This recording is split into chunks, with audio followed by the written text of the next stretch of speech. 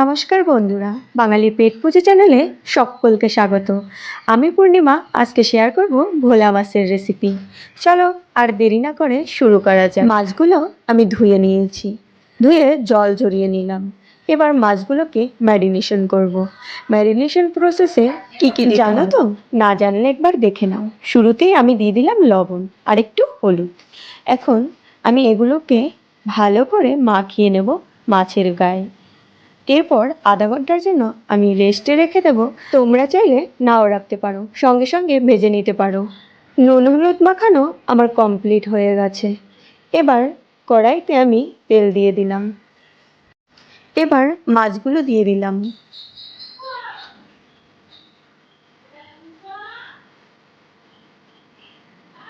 এবার দেখে নাও কি কি লাগছে।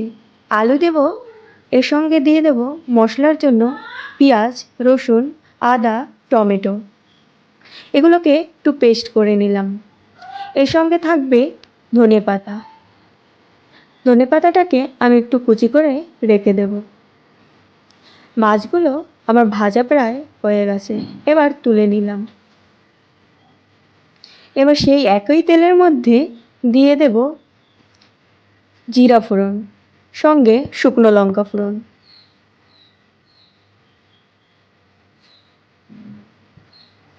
এবার আগে থেকে পেস্ট করে রাখা সেই মশলাগুলো দিয়ে একটু জল দিয়ে তার মধ্যে নুন, হলুদ, কাঁচা লঙ্কা পেস্ট আর শুকনো লঙ্কা গুঁড়ো দিয়ে দিলাম।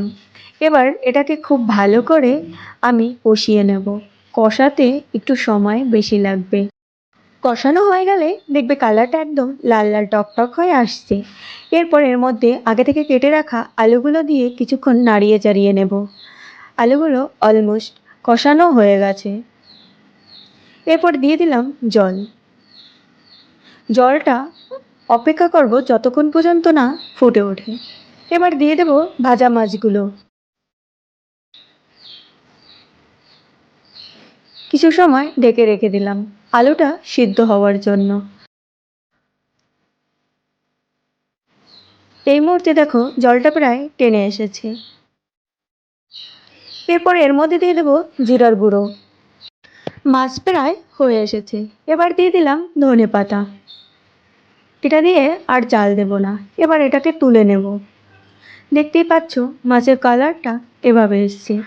ভালো লাগলে অবশ্যই আমার চ্যানেলটা লাইক কমেন্ট করতে ভুলবে না, আর বন্ধুদের মাঝে শেয়ার করে দিও।